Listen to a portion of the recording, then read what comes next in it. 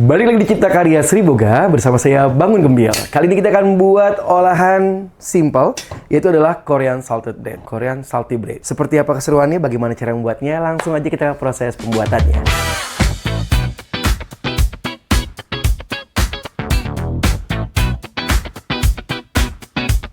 Nah, langkah pertama atau step pertamanya ini sama seperti kita membuat roti pada umumnya. Bedanya bahannya lebih sedikit aja. Di sini saya menggunakan tepung terigu double zero, protein tinggi, terus ada air, ragi instan, garam, dan juga butter. Double zero masuk, ragi instan, garam. Setelah itu aduk perlahan. Kita pindahkan ke mixer. Nah, ini semua bahan kering kita aduk dulu kurang lebih sekitar 1 menit. Nah, ini kita campur dulu semua bahan keringnya kurang lebih sekitar 1 menit. Setelah itu kita masukkan air. Untuk 500 gram tepung terigu double zero fusion, kita menggunakan air kurang lebih sekitar 300 sampai 330 gram. Karena double zero fusion memiliki daya serap air yang lebih tinggi daripada versi double zero sebelumnya. Nah, di sini mungkin teman-teman bertanya-tanya, kok double zero lagi? Nah, ini yang adalah double zero super premium reguler kami dari Sri Boga. Terus yang ini adalah penyempurnanya, yaitu adalah double zero fusion, dimana kelebihannya adalah memiliki ekstensibilitas lebih baik atau extensible. Sifatnya tuh lentur mulur. Jadi kalau teman-teman bikin adonan croissant, puff pastry, Danish, pizza, atau yang membutuhkan kelenturan adonan atau kemuluran adonan yang lebih baik lagi, inilah double zero fusion. Ini 300 gram untuk 500 gram tepung terigu. Kita masih berani tambahkan lagi airnya. Kurang lebih sekitar 10 sampai maksimal di 30 gram lah. Karena bahan-bahannya tidak terlalu banyak. Tidak ada susu bubuk, tidak ada bahan-bahan tambahan lainnya. Ketika sudah masuk di 3/4, adonan tercampur saja ya, belum sampai 3/4 kalis, kita bisa masukkan butternya. Ini diaduk sampai kalis, nanti bisa kita naikkan speed 2-nya. Oke, setelah itu naik speed yang lebih tinggi dan kita aduk sampai benar-benar kalis. Kita tadi sudah tambahkan air dari 300 ke 15 sampai 20 gram. Ini masih agak lumayan kaku ya. Kita masih bisa tambah lagi airnya sedikit lagi. Kurang lebih sekitar 10 gram atau kurang lebih 1 sendok makan. 10-15 gram. Oke, aduk lagi. Oke, ketika teman-teman sudah melihat bagian ini sudah mengkilap ya, lebih halus daripada sebelumnya, terus kita ambil adonannya, terus kita uji cek kalisnya. Nah, kalau dirasa sudah elastis seperti ini ya, tuh sudah bisa ditipiskan ya, sudah kelihatan transparan, ini sudah bisa selesai. Nanti di proses resting dia akan lebih elastis lagi.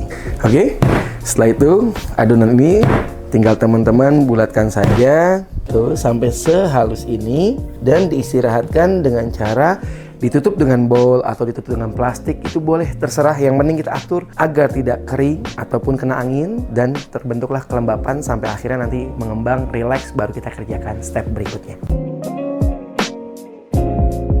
Oke, setelah adonannya kita istirahatkan, sudah mengembang, lalu kita kempeskan.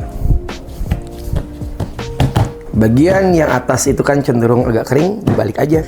Ini bagian bawahnya agak lembab. Dipotong beratnya sebenarnya sesuai selera teman-teman aja. Kalau teman-teman sukanya besar, bisa pakai dengan gramasi yang juga besar seperti 60, 70, 80, 90, 100 juga boleh. Tapi di sini aku pengen pakai gramasi di 55 gram aja. Cukup banget 55 gram. Oke, ini di rounding aja dan ditaruh semuanya. Kalau misalnya belum bisa rounding, teman-teman bisa tinggal caranya dilipat-lipat seperti ini aja. 2-3 kali sampai bagian ujungnya halus. Setelah itu bagian bawahnya dikunci. Jadi, setelah itu teman-teman tinggal tutup aja biar tidak terjadi kekeringan pada adonan. Kita tunggu lagi kurang lebih sekitar 30 menit, maksimalnya di 1 jam. Tapi nggak usah lama-lama lah ya. Ini asinya dingin banget soalnya, jadi adonannya mudah kering. Biasanya yang kita tahu kalau bikin Korean salty bread itu kan teman-teman harus membuat bagian bawah ini lebih runcing kecil dan bagian atasnya bulat gini, terus dipipihkan lalu digulung. Kali ini kita bikin sesuatu hal yang berbeda. Dengan adonan yang serupa, kita bentuk ini menjadi bulat dan nantinya seperti bunga tulip. Adonan ini di roll gini aja, bentuk membulat. Ini kalau teman-teman istirahatin lebih panjang lagi, lebih asik lagi yang ngerjain ya. Dan ini masih banget bisa muat air lebih banyak lagi. Double zero fusion tuh penyerapannya luar biasa sih. Ini masih agak kaku nih adonan ini. kita balik bagian yang kasar itu di bagian bawah. Terus ini kan diameter segini nih, kita ambil separuhnya saja teman-teman di sini nih tuh ya. Habis itu teman-teman kasih aja nih butternya dari sini sampai segini separuh nih. Mau dilebihin juga boleh. Oh ya, ini aku pakai garlic ya. Kalau teman-teman mau pakai pure butter original aja juga boleh. Habis itu tinggal dilipat gini aja, 1, 2, 3. Nah, kalau di sini misalnya mau dikasih keju atau apapun juga boleh. Oh ya, di bagian ujung ini kalau bisa jangan sampai kena. Ini aku kena nih nakal ya. Nah, jadi bagian ujung ini kita ambil, ini tenggelaminnya ke dalam, ditekan gini. Kita ambil yang nggak kena butternya, kita buat tutup tuh. Ya, lihat ya. Nih. Ini dikunci gini. Ya agak susah karena butter ya. Nanti jadi kayak gini, kayak bunga tulip gitu. Nah, ini jadi bagian bawahnya teman-teman harus dapetin rapatnya kayak gini, dikunci gini. Nah, ini bagian yang tutupan terakhirnya. Tuh. Oke, lucu banget ya. Sudah.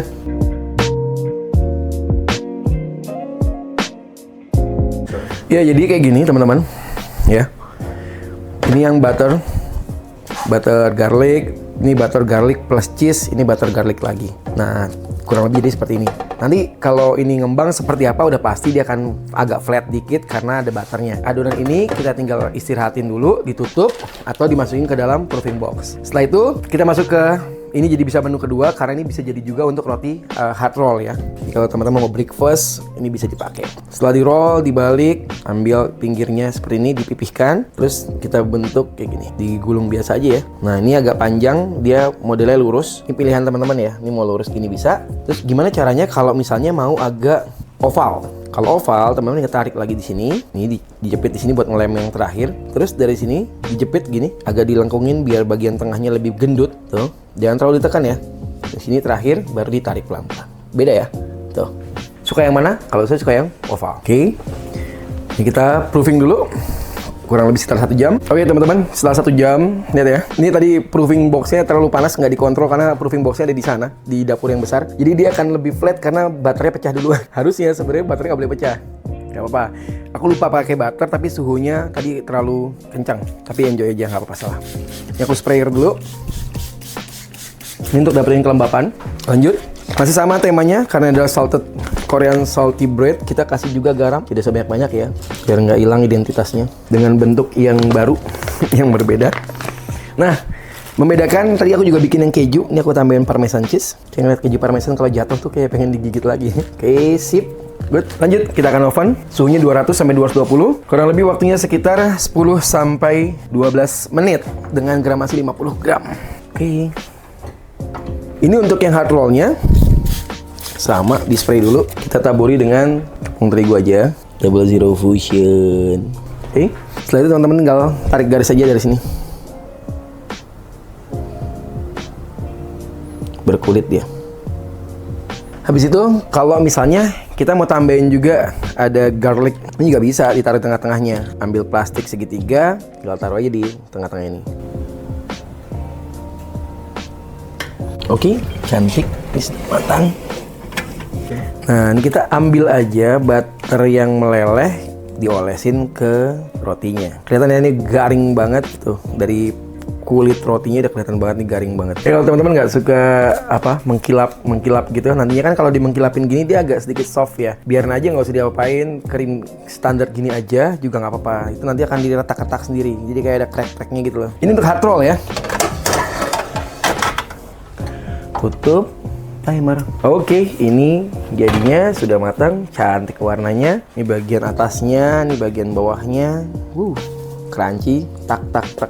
Oke, untuk Korean salty bread dengan model bentuk yang baru, hasilnya seperti ini, warnanya cantik. Jadi kayak buah apa ya? Buah persik lah kayak gitu.